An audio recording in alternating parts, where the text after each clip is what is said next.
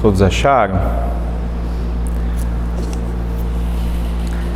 A palavra do Senhor diz assim: vejam, o meu servo agirá com sabedoria, será engrandecido, elevado e muitíssimo exaltado.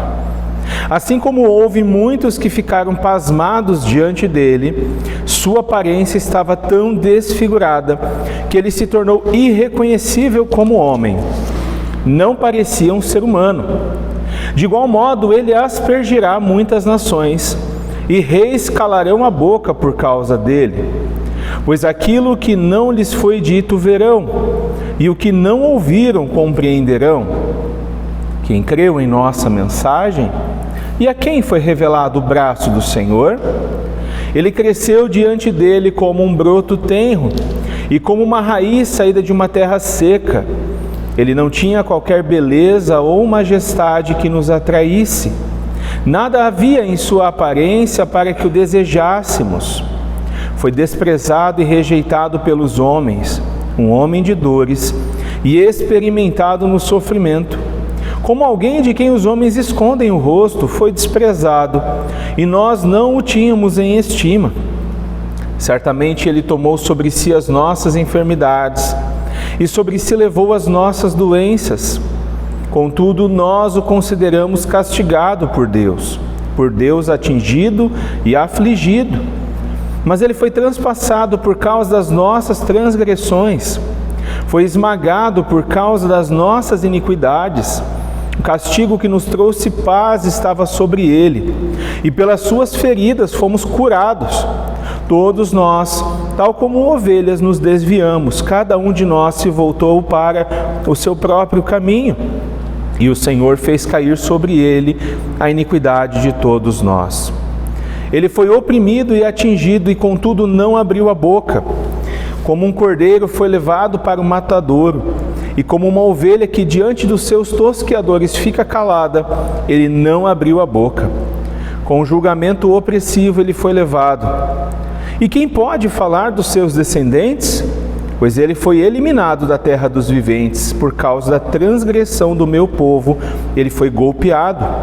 Foi-lhe dado um túmulo com os ímpios e com os ricos em sua morte. Embora não tivesse cometido nenhuma violência, nem houvesse nenhuma mentira em sua boca. Contudo, foi da vontade do Senhor esmagá-lo e fazê-lo sofrer.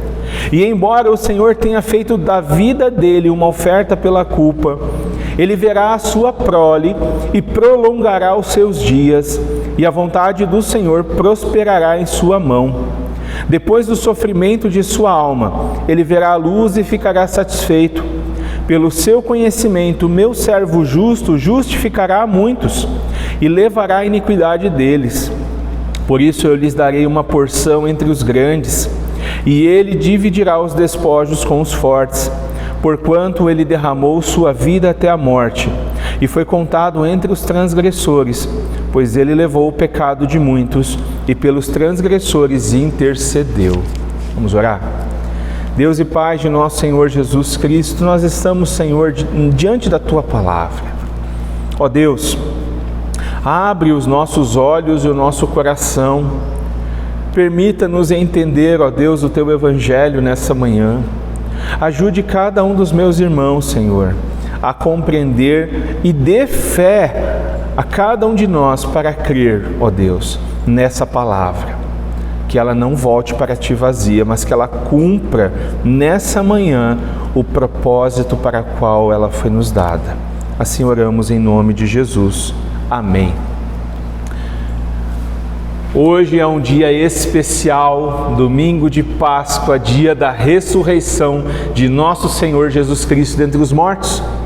E é por causa disso, meus irmãos, que eu resolvi compartilhar esse texto com vocês nessa manhã. Na verdade, esse texto já estava no meu coração há muito tempo. A minha dúvida era, será que vale a pena? Será que a gente, Então o Senhor me incomodou o suficiente para compartilhar com vocês. O tema do meu sermão nessa manhã é o sofrimento e a vitória do servo do Senhor. Esse texto que nós acabamos de ler, ele não começa em Isaías 53. Nós lemos dos 52 em diante. A Bíblia que nós temos, ela não foi organizada, escrita com as divisões de capítulos e versículos. Então, muitas vezes a organização não obedeceu à lógica do texto. Esse texto que nós vamos mergulhar nesta manhã é a 4ª canção do servo.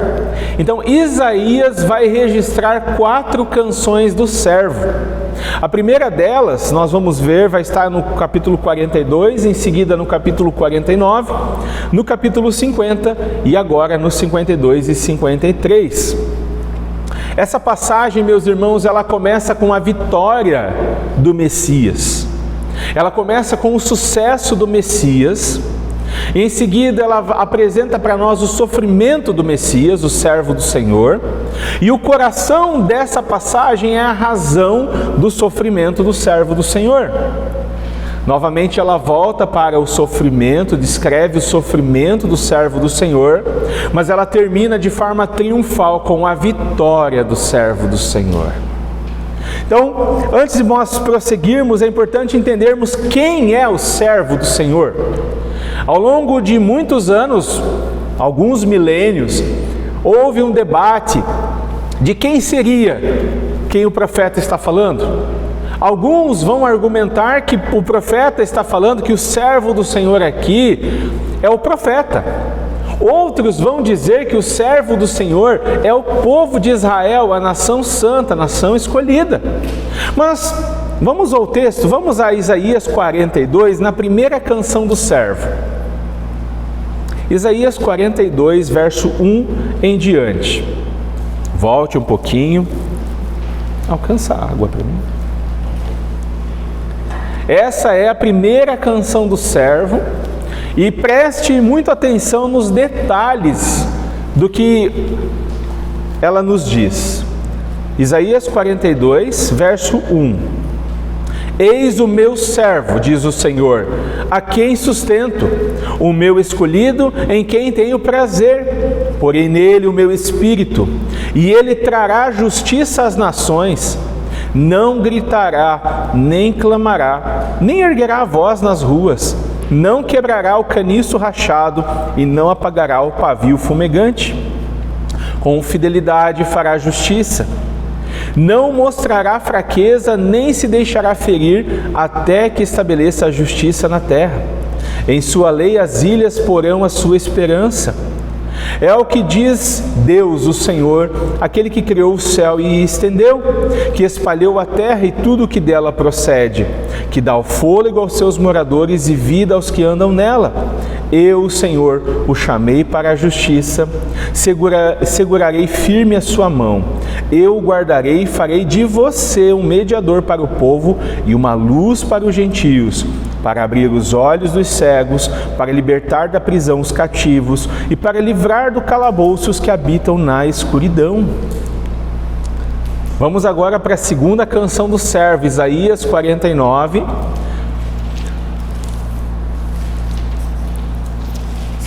Versos 6 e 7. A canção ela é um pouco maior, mas eu quero destacar os versos 6 e 7 de Isaías 49. E você vai prestando atenção naquilo que a palavra está revelando para nós. O Senhor diz: para você é coisa pequena demais ser meu servo para restaurar as tribos de Jacó e trazer de volta aqueles de Israel que eu guardei. Também farei de você uma luz para os gentios, para que você leve a minha salvação até os confins da terra.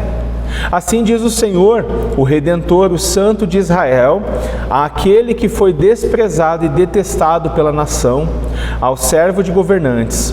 Reis o verão e se levantarão, líderes o verão e se encurvarão, por causa do Senhor que é fiel, o Santo de Israel que o escolheu.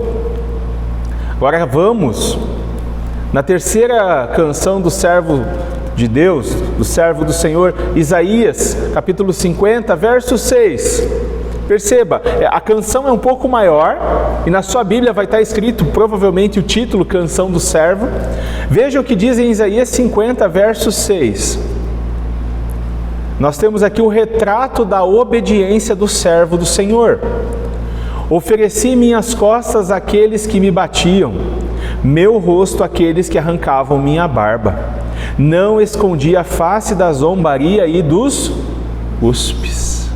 Então, se você conhece o Novo Testamento, se você já leu o Novo Testamento, se você já leu os Evangelhos, e especialmente o relato da morte de nosso Senhor Jesus Cristo, você chega aqui à conclusão: quem é o servo do Senhor?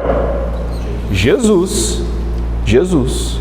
E é dessa forma que o Novo Testamento olha para esse texto de Isaías. Esse texto do profeta Isaías é o texto do Antigo Testamento mais citado no Novo Testamento. É o texto que Jesus se identifica. E vamos para Atos dos Apóstolos, capítulo 8. Lá em Atos dos Apóstolos, capítulo 8, verso 30 em diante, nós temos Jesus Cristo, Filho de Deus, sendo identificado como o servo do Senhor. Aqui nós temos a conversão do eunuco, do etíope. Atos capítulo 8, verso 30. Então Felipe correu para a carruagem, ouviu o homem lendo o profeta Isaías e lhe perguntou: entendes o que lês? E ele respondeu: como posso entender se alguém não me explicar?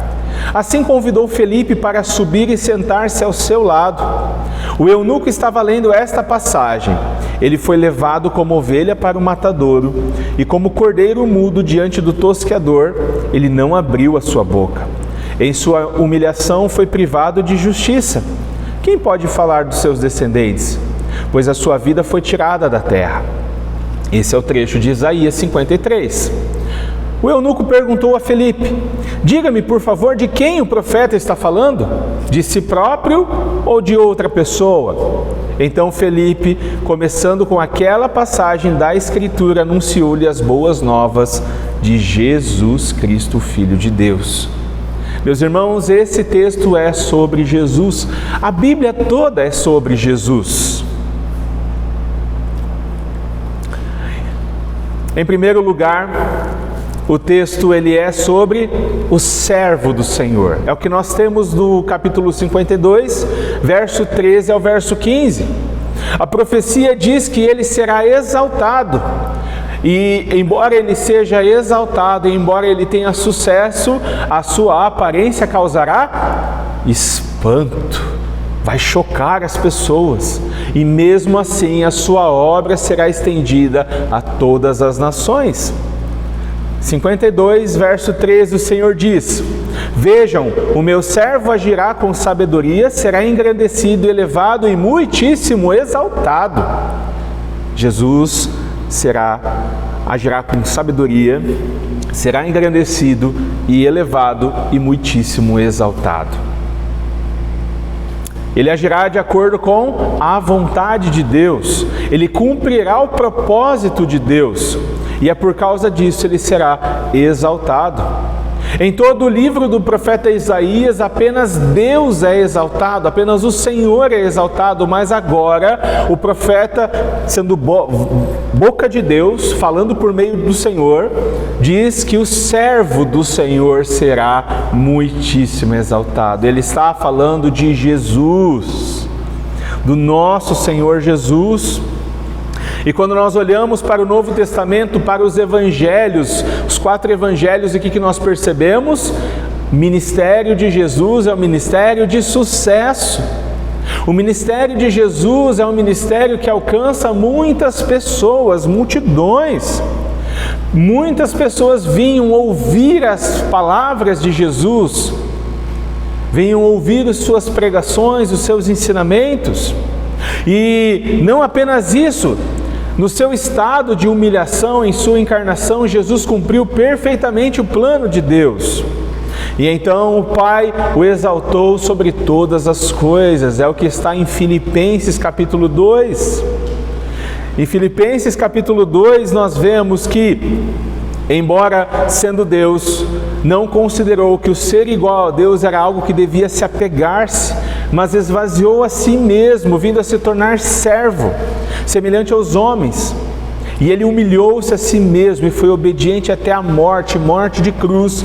E por isso Deus o exaltou à mais alta posição e lhe deu o nome que está acima de todo nome, nos céus, na terra e debaixo da terra, para que ao nome de Jesus se dobre o joelho e toda língua confesse que Ele é o Senhor, para a glória de Deus Pai. Meus irmãos, a glória pertence ao Senhor apenas. Nós somos apenas servos do Senhor, nós não merecemos nenhuma glória. Se cumprirmos o propósito para o qual nós fomos criados, não fazemos mais do que nossa obrigação, somos servos inúteis. E glória a Deus por sermos os servos inúteis. Somos servos inúteis nas mãos de um Deus que aperfeiçoa as nossas obras e um Deus que recebe o louvor por causa das nossas obras. O orgulho deixa clara a nossa condição caída. A nova vida que nós recebemos por meio de Jesus Cristo vem para restaurar a imagem de Deus em nós, de modo que humildade e altruísmo são frutos visíveis dessa nova vida com Cristo. Sendo assim, não é possível sermos cristãos e ao mesmo tempo orgulhosos, arrogantes e egoístas. Como diz, não orna, não faz sentido. Então, se eu e você, se nós nos consideramos um cristão e nós somos arrogantes com as pessoas, se nós somos orgulhosos e achamos que temos todo o conhecimento, que sabemos tudo, que somos autossuficientes, nós precisamos considerar nossa fé, nossa profissão de fé.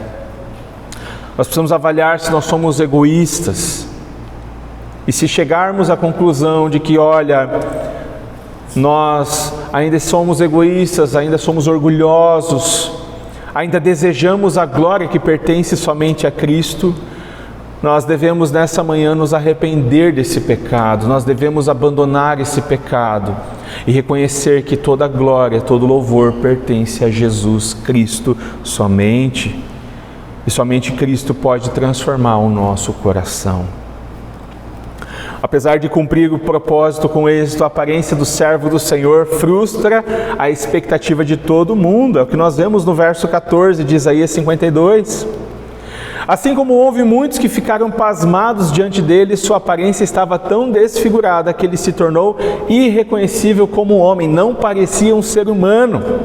Todos imaginavam, meus irmãos, que o servo do Senhor viria como um rei poderoso, vitorioso.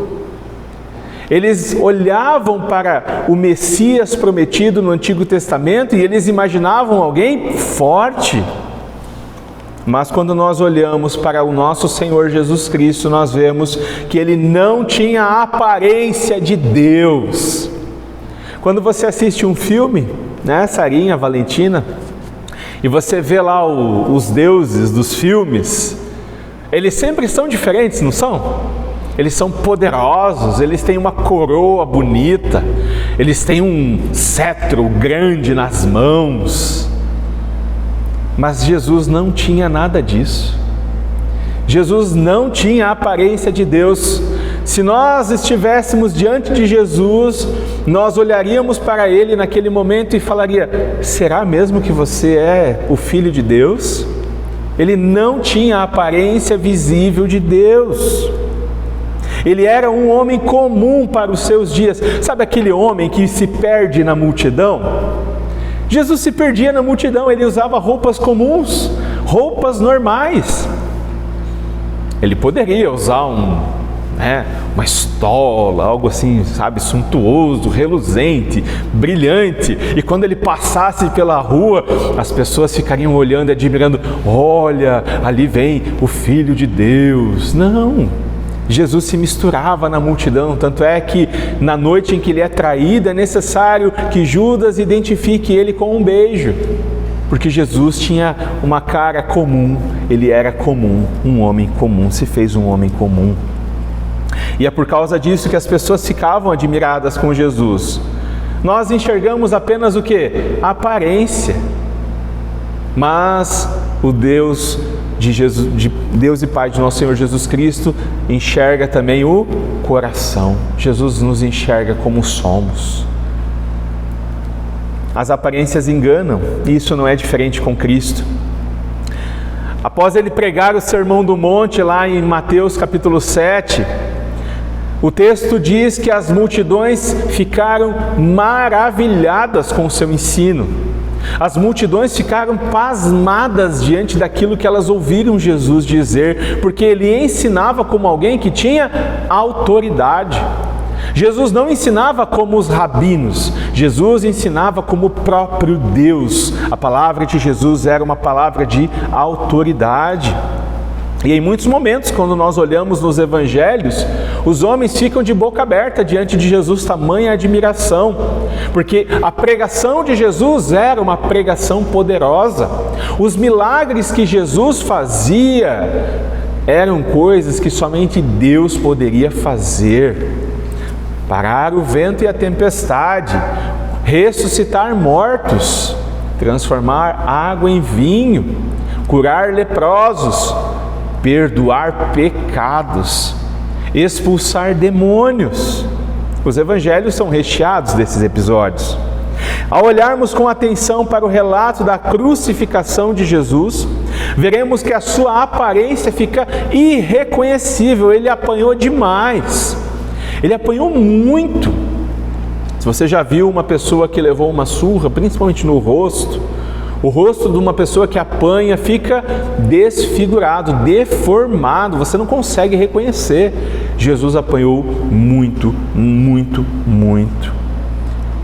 Na cruz, o servo do Senhor mostra então a sua fraqueza, embora fosse forte. Em Mateus capítulo 27, verso 28, diz assim: tiraram-lhe as vestes e puseram nele um manto vermelho.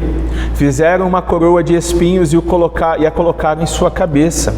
Puseram uma vara na sua mão direita e, ajoelhando-se diante dele, zombavam: salve, rei dos judeus! Cuspiram nele, tirando-lhe a vara, batiam-lhe com ela na sua cabeça. Depois de terem zombado dele, tiraram-lhe o manto e vestiram as suas próprias roupas. Então o levaram para crucificá-lo. Nós nos importamos com as aparências, mas Deus vê o coração. Os nossos olhos, meus irmãos, precisam ser treinados pelas Escrituras. Nós precisamos, viu, Sarinha, Valentina? Nós precisamos pegar os óculos de Jesus e do Evangelho para enxergar as pessoas como Deus as vê. Sabia? Nós precisamos pedir para o Senhor: Senhor, me dá os óculos do Senhor, do Evangelho, para que enxerguemos as pessoas como o Senhor as vê. Porque a nossa tendência é o que nos aproxima dos primeiros leitores dessa profecia e é o que nos aproxima daqueles que crucificaram Jesus. Nós gostamos de ver pessoas parecidas com a gente, nós gostamos de ver pessoas que podem nos beneficiar em algum momento. E nós olhamos para essas pessoas esperando algo em troca. Mas as Escrituras nos mostram que Deus enxerga o ser humano além das aparências. E os homens e mulheres que o Senhor escolheu ao longo da história para realizar o seu plano redentor tinham uma coisa em comum: eles eram improváveis. Improváveis. Abraão, Tamar, Raabe, Ruth, Davi. Nós começamos a assistir a série Casa de Davi e é muito interessante relembrar aquilo que a gente olha nas Escrituras. A série não é 100% fidedigna, é necessário que a gente leia a Bíblia. Mas quando o profeta Samuel chega para ungir Davi como rei, nem o profeta Samuel sabia que era Davi, nem o pai de Davi sabia que era Davi, e todo mundo ficou de boca aberta quando Deus revelou que era Davi. Davi era improvável. E o que dizer de José e Maria? Improváveis. Mas em 1 Coríntios capítulo 1, verso 26, A palavra do Senhor diz: irmãos, pensem no que vocês eram quando foram chamados. Poucos eram sábios segundo os padrões humanos, poucos eram poderosos, poucos eram de nobre nascimento, mas Deus escolheu o que para o mundo é loucura, para envergonhar os sábios, e escolheu o que para o mundo é fraqueza, para envergonhar o que é forte. Ele escolheu o que para o mundo é insignificante, desprezado, e o que nada é, para reduzir a nada o que é, a fim de que ninguém se vanglorie diante dele. Meus irmãos, nós estamos aqui nessa manhã não porque nós somos especiais. Nós estamos aqui nessa manhã não porque Deus viu alguma coisa boa na gente. Nós estamos aqui justamente porque nós não somos nada disso. Não há nada bom em nós. Nós somos os fracos do mundo. Nós somos os desprezados pelo mundo. E talvez você seja desprezado por sua família. E talvez o mundo olhe para você e não enxergue nenhum futuro. Mas o Senhor nos chamou e nos escolheu e aqui estamos. E isso é motivo de louvor, glória e exaltação. E agora, assim como o nosso Senhor Jesus e assim como todos esses improváveis da história redentora, Deus nos coloca na história da redenção. E agora nós fazemos parte dessa história. E agora, mesmo sendo improváveis, nós somos aqueles que levam outras pessoas a conhecerem Jesus Cristo, o servo do Senhor. Apesar da sua aparência causar espanto, o servo do Senhor alcançará as nações com a sua obra. É o que nós vemos no capítulo 52, verso 15 de Isaías. O Senhor diz: de igual modo, Ele aspergirá muitas nações e reis calarão a boca por causa dele, pois aquilo que não lhes foi dito verão, e o que não ouviram compreenderão. Aqui o servo do Senhor assume então uma função sacerdotal. E nós precisamos lembrar que Jesus Cristo, Ele é o único em toda a Escritura e em toda a história que assume a função sacerdotal, a função de rei e a função de profeta. Ele é o nosso rei, Ele é o nosso profeta, Ele é o nosso sumo sacerdote, e aqui Ele assume a função de sacerdote, e com o seu sacrifício perfeito ao mesmo tempo, Ele é o sacerdote que oferece a si mesmo. Ele não oferece um cordeiro, Ele é o cordeiro que se oferece pelos nossos pecados. E com o seu sacrifício perfeito, Ele asperge o seu sangue, não apenas pelos israelitas, não apenas pelos descendentes físicos de Abraão, mas por todo aquele que crer que Jesus Cristo é o Filho de Deus, ou seja, por todos os povos. O livro de Levítico é um dos livros difíceis de ler, nós temos dificuldades de entender, mas do capítulo 4, verso 1 ao capítulo 6, verso 7, nós temos as orientações de Deus a Moisés, de como os sacerdotes deveriam fazer em relação ao pecado do povo. O povo, como é que o povo deveria lidar com o seu pecado? Nós precisamos lembrar que Deus é um Deus santo que quer agora se relacionar com o seu povo e Ele precisa santificar o seu povo. E essa santificação aconteceria mediante o derramamento do sangue de animais.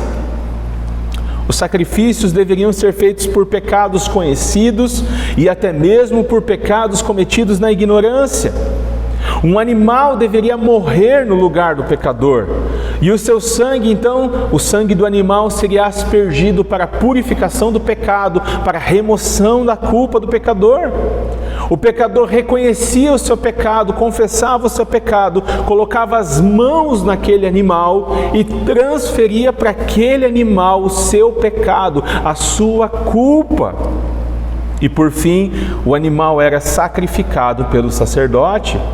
Mas o Senhor diz que o seu servo aspergirá as nações com seu sangue, ou seja, o alcance da obra de Jesus Cristo não estava restrito ao povo de Israel, mas chegariam a todas as nações da terra.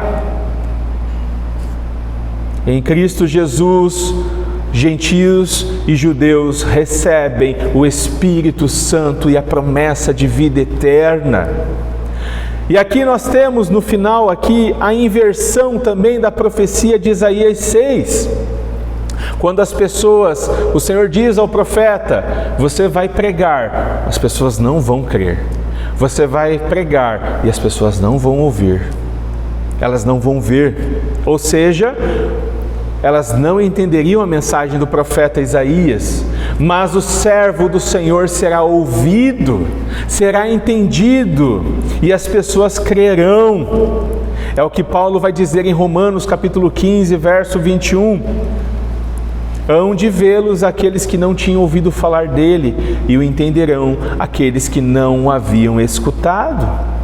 Meus irmãos, a obra de Jesus Cristo tem um alcance mundial. Seu propósito nunca esteve restrito a Israel. E quando nós olhamos para a grande comissão de Jesus em Mateus 28, Jesus vai dizer: foi-me dada toda a autoridade nos céus e na terra, portanto, vão e façam discípulos em todas as nações, batizando-os em nome do Pai, do Filho e do Espírito Santo, e ensinando-os a guardar tudo que eu ordenei a vocês, e eu estarei com vocês até o final dos tempos. Meus irmãos, é na autoridade do Senhor Jesus Cristo que eu e você podemos fazer discípulos de Jesus Cristo em todas as nações.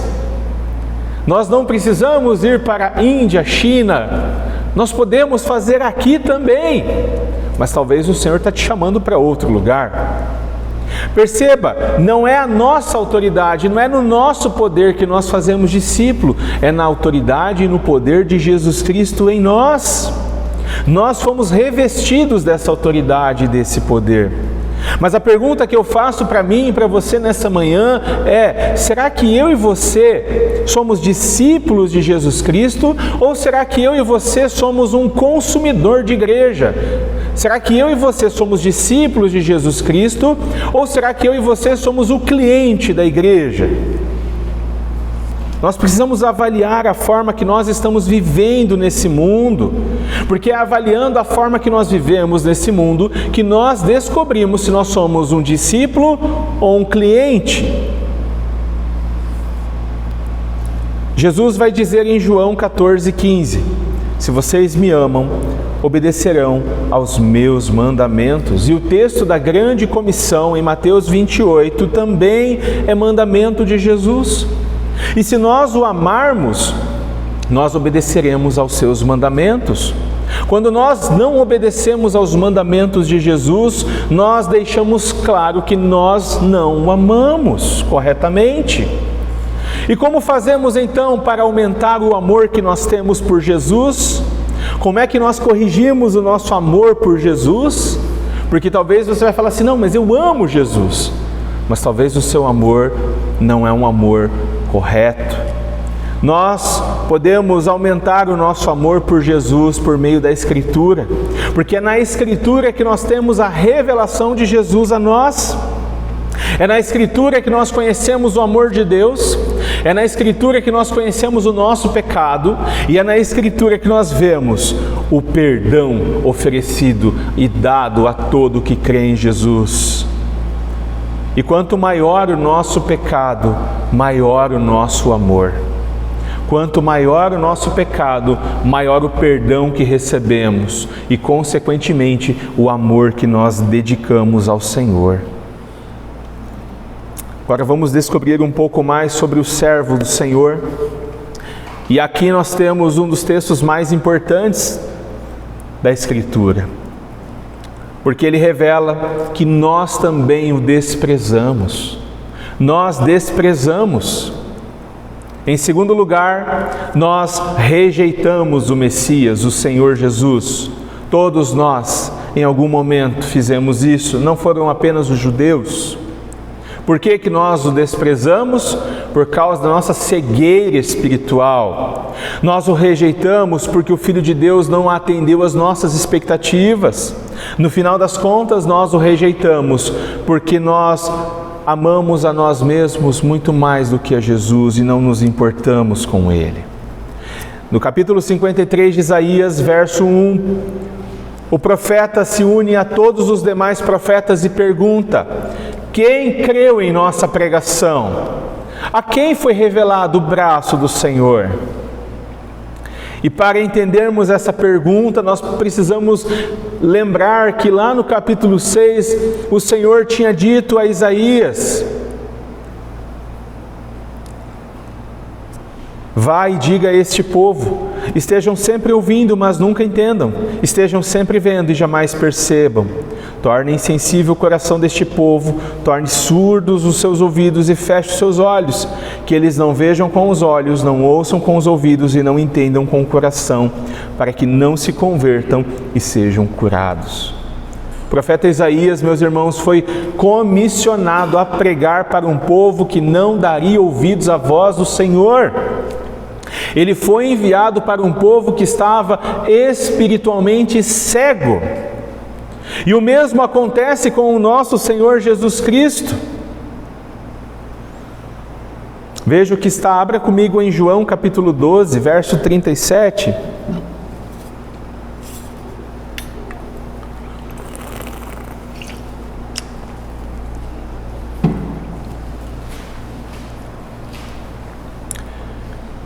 João capítulo 12, verso 37.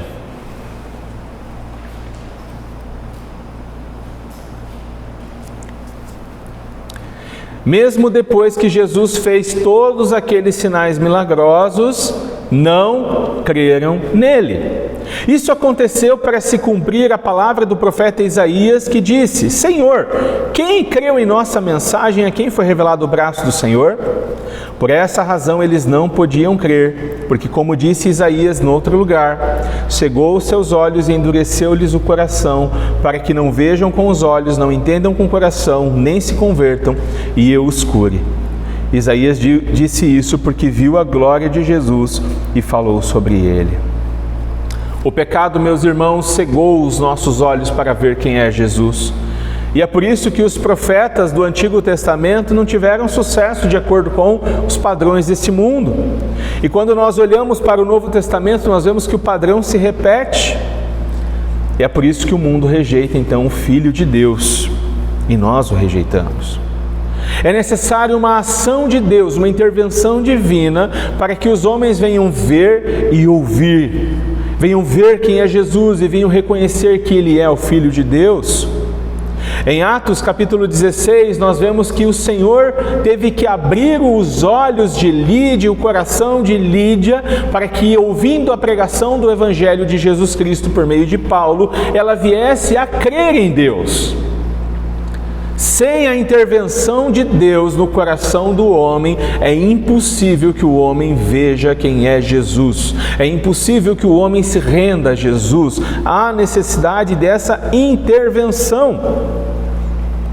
Deus nos dá esse dom, o dom da fé. É o que Paulo vai dizer aos Efésios.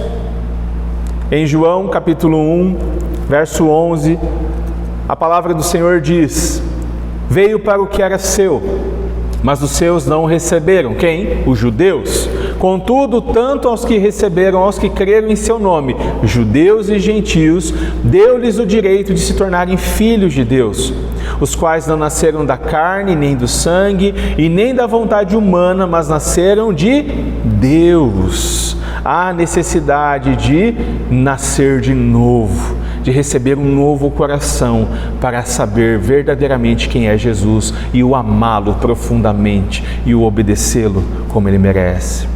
Meus irmãos, eu e você recebemos a missão de ao mundo proclamarmos o poderoso Evangelho de Jesus Cristo. Essa é uma missão da igreja como um organismo, as pessoas que fazem parte, como da organização, a instituição, o CNPJ.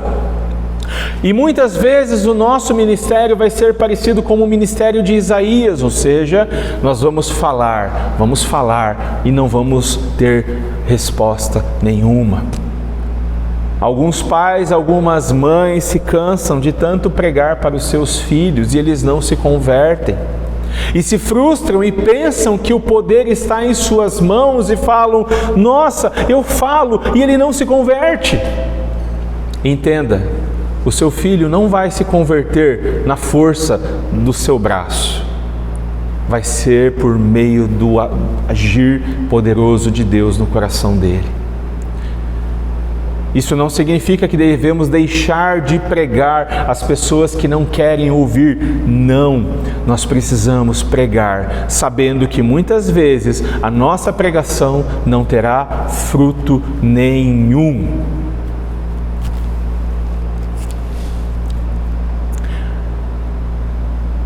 O nosso ministério, meus irmãos, precisa ser avaliado de acordo com a Escritura.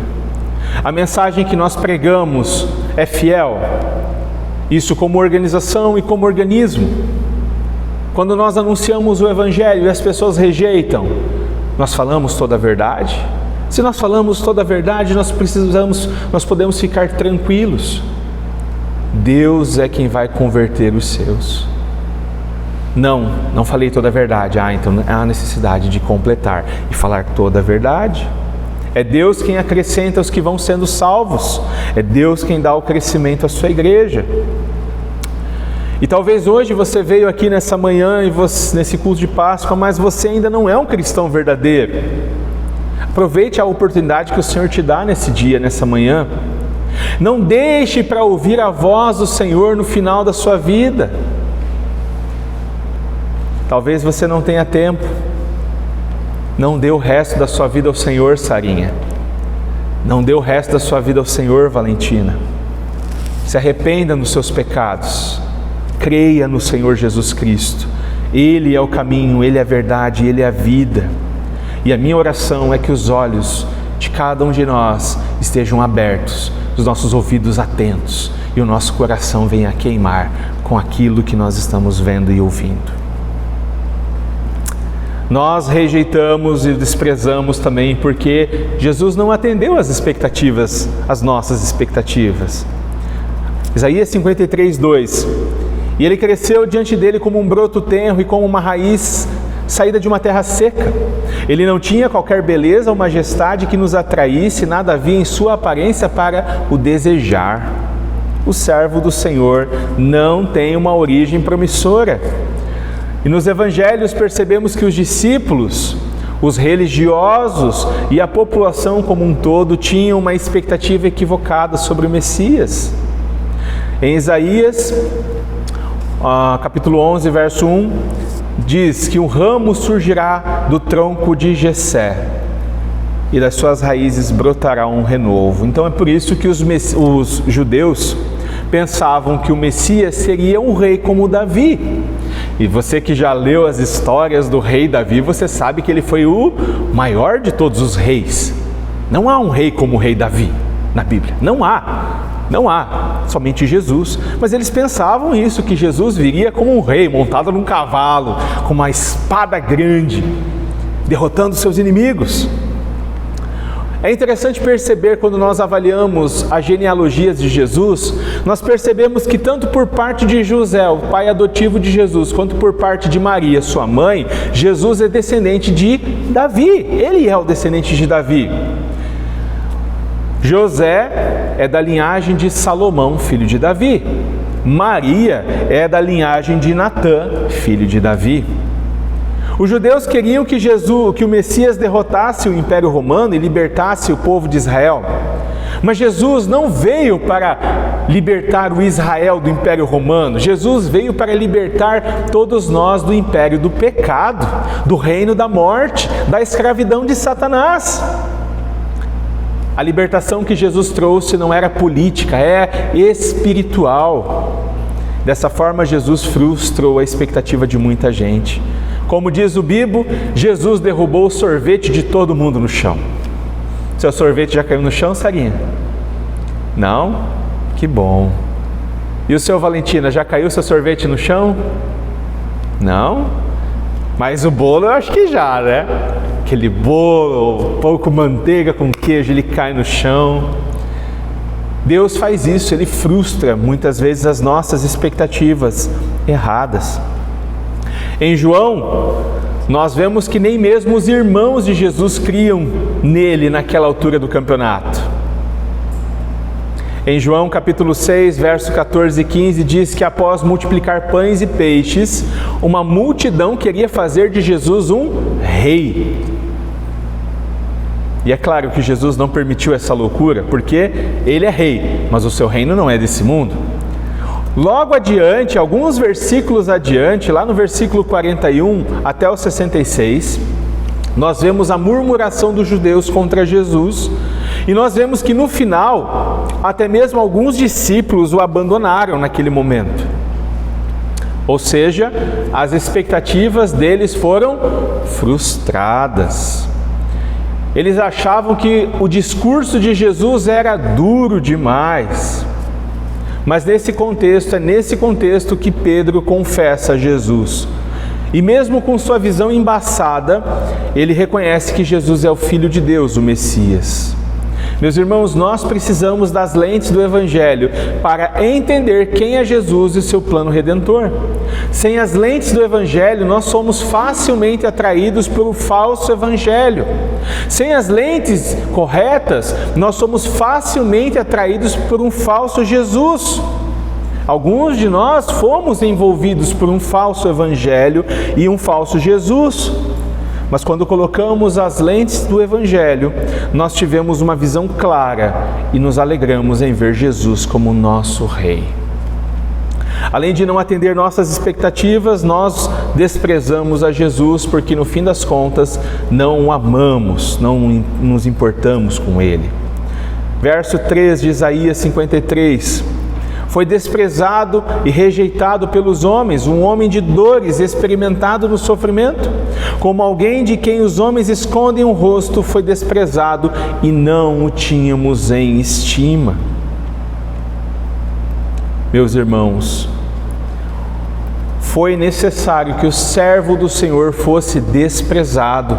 Foi necessário que ele sofresse em nosso lugar. Diante de Jesus, nenhum de nós fica em cima do muro. Alguns se rendem a Ele em adoração e outros viram o rosto e o desprezam. Nessa manhã nós possamos reconhecer Jesus, dobrar nossa vida diante dEle, dobrar nossa vontade diante dEle e o nosso coração e crer que Ele é o Filho amado de Deus. A nossa vida como discípulos de Jesus vai envolver também rejeição, vai envolver sofrimento, vai envolver dor e, às vezes, vai envolver morte. Em terceiro lugar, nós vemos que Jesus nos substituiu. E aqui nós temos o coração do Evangelho. Versos 4 ao 6.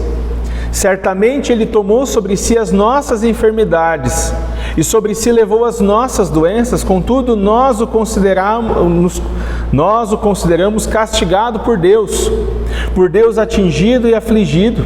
Mas Ele foi transpassado por causa das nossas transgressões, foi esmagado por causa das nossas iniquidades. O castigo que nos trouxe paz estava sobre Ele, e pelas suas feridas fomos curados. Cristo foi o nosso substituto. Ele trocou de lugar com a gente. Por causa do quê? Dos nossos pecados, por causa das nossas iniquidades, por causa das nossas transgressões. Ele troca de lugar conosco. Ele leva toda a ira de Deus em si por causa de nós, por causa dos nossos pecados. Ele é entregue à morte para que os nossos pecados fossem perdoados e para que nós fôssemos então declarados justos diante de Deus.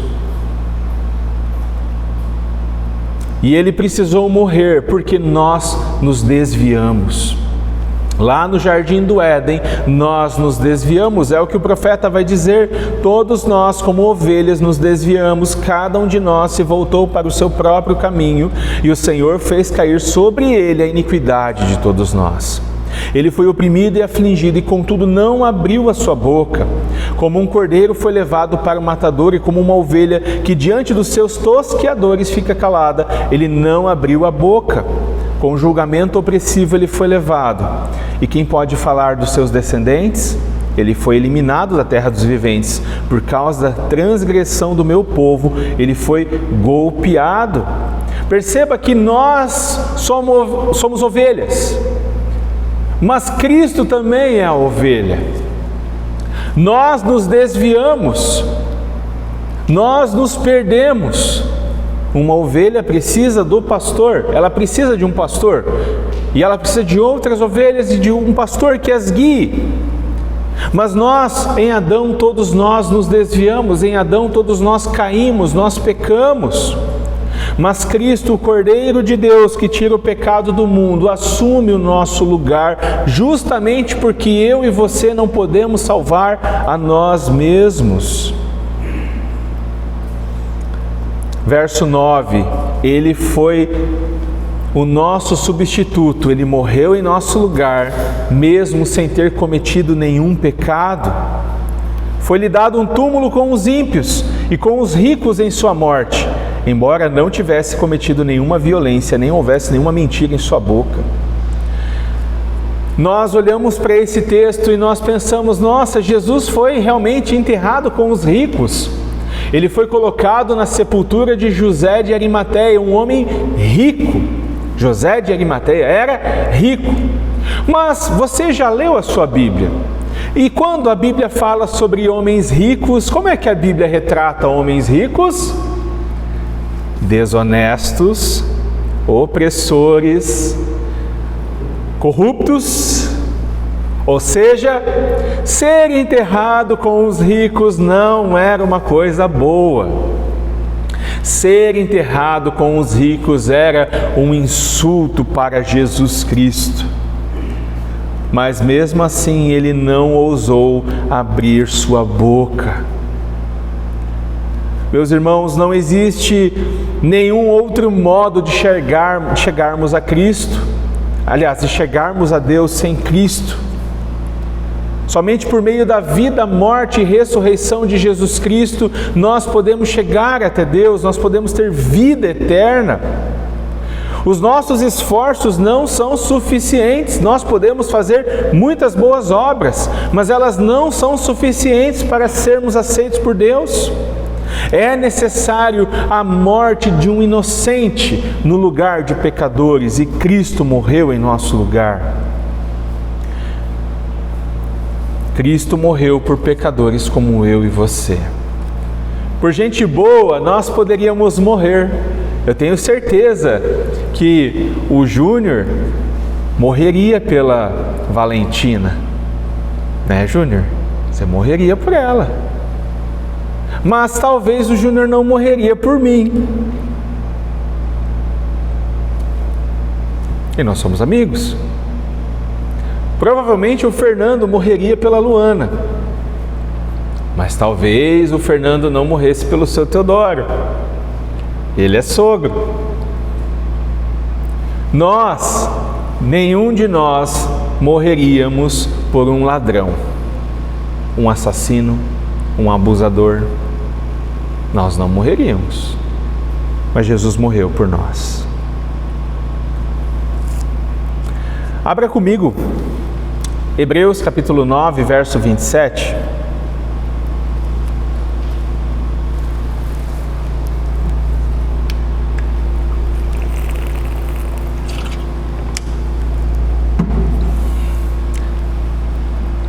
Hebreus capítulo 9, verso 27.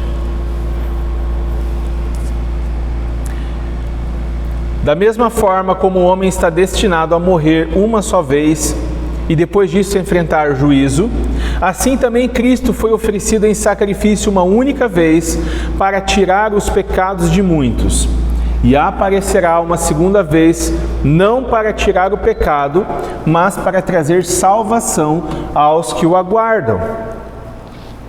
O Senhor é fiel em tudo que fala, e as suas palavras são dignas de confiança. Se você crer em Jesus Cristo, você recebe dele a justiça perfeita de Cristo. Você é perdoado dos seus pecados, você é declarado justo por fé. Você não precisa mais carregar culpa, Cristo toma a culpa em suas mãos. Por fim, Deus o exaltou Essa é a quarta verdade desse texto. Após sofrer por nossos pecados, o Senhor Jesus é exaltado.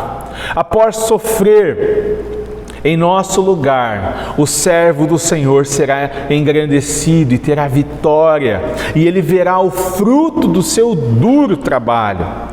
A sua exaltação vem depois dele derramar a sua vida até a morte, ou seja, primeiro o sofrimento, depois a glória. Após esmagá-lo, Deus o exaltou, verso 10. Contudo, foi da vontade do Senhor esmagá-lo e fazê-lo sofrer. E embora o Senhor tenha feito da vida dele uma oferta pela culpa, ele verá a sua prole e prolongará os seus dias, e a vontade do Senhor prosperará em sua mão.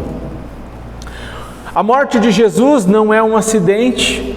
A morte de Jesus foi o plano de Deus para salvar os pecadores. Então, nós vemos no Evangelho de Marcos, no ano passado, por exemplo, que o sofrimento veio primeiro. Jesus precisou sofrer e somente depois do seu sofrimento ele venceu. Antes de ser exaltado, foi necessário que ele fosse a oferta pelo nosso pecado. O apóstolo Pedro vai dizer em Atos dos Apóstolos, capítulo 2, versos 23 e 24, este homem foi entregue por propósito pré-determinado e pré-conhecimento de Deus, e vocês, com a ajuda de homens perversos, o mataram pregando na cruz. Mas Deus o ressuscitou dos mortos, rompendo os laços da morte, porque era impossível que a morte o retivesse. Em Apocalipse 1:8, Jesus diz: sou aquele que vive. Estive morto, mas agora estou vivo para todo sempre e tenho nas minhas mãos a chave da morte e do inferno. A morte não o segurou. E agora Jesus pode olhar para nós e ver o fruto do seu trabalho. Ele não teve filhos, mas em sua obra redentora ele conquistou para Deus o Pai milhões e milhões de filhos e filhas. Após o sofrimento de sua alma, Deus o exaltou. Verso 11. Depois do sofrimento da sua alma, ele verá a luz e ficará satisfeito. Pelo seu conhecimento, meu servo justo justificará muitos e levará a iniquidade deles. Ou seja, após todo o sofrimento, o Senhor será exaltado. É o que nós vemos na vida de Jesus em sua ressurreição. O pecado de Adão condenou todos nós à morte. E a morte de Jesus nos dá vida. É por meio da morte de Jesus que nós temos vida. Ver a luz em Isaías aponta para a ressurreição de Jesus Cristo numa manhã de domingo. Porque numa manhã de domingo, Jesus Cristo venceu a morte de uma vez por todas. E após levar o pecado de muitos, Deus o exaltou. Verso 12, por isso eu lhe darei uma porção entre os grandes, e ele dividirá os despojos com os fortes, porquanto ele derramou sua vida até a morte, e foi contado entre os transgressores, pois ele levou o pecado de muitos, e pelos transgressores intercedeu. Meus irmãos, o nosso Senhor Jesus Cristo agora está exaltado, ele ressuscitou. Ele não é mais o Cristo que está na cruz, ele ressuscitou. Ele levou os pecados de todo aquele que nele crê. E quando ele olha para nós, ele fica feliz porque ele enxerga o fruto do seu trabalho. Nós podemos nos alegrar. E é por isso que quando um pecador se arrepende, a festa no céu. Por quê? Porque um pecador que se arrepende é fruto da obra redentora de Jesus Cristo. Amém? Vamos orar. Obrigado, Senhor, pela Tua palavra nessa manhã. Obrigado, Senhor, pelo Teu Evangelho. Senhor, que possamos enxergá-lo corretamente e que o Senhor nos ajude a vivermos nesse mundo como discípulos do Senhor, não como clientes da igreja, não como consumidores da igreja, mas como discípulos, Senhor. Ajude-nos, ó Deus, a caminhar com Jesus, mesmo quando isso for requerer de nós sermos também rejeitados, porque nós seremos rejeitados por causa de Cristo. Nós sofreremos por causa de Cristo. Ó Deus, nos ajude a enfrentarmos a rejeição, o abandono, nos ajude a enfrentarmos toda a humilhação por amor de Jesus. E que, seja na vida, seja na morte, o Senhor seja exaltado e glorificado. Seja quando estivermos sendo humilhados ou quando sentarmos com os grandes, o Senhor seja exaltado. Ó Deus, se há entre nós alguém que ainda não creu verdadeiramente em Jesus, que o Senhor possa converter nossos corações, o coração dessa pessoa.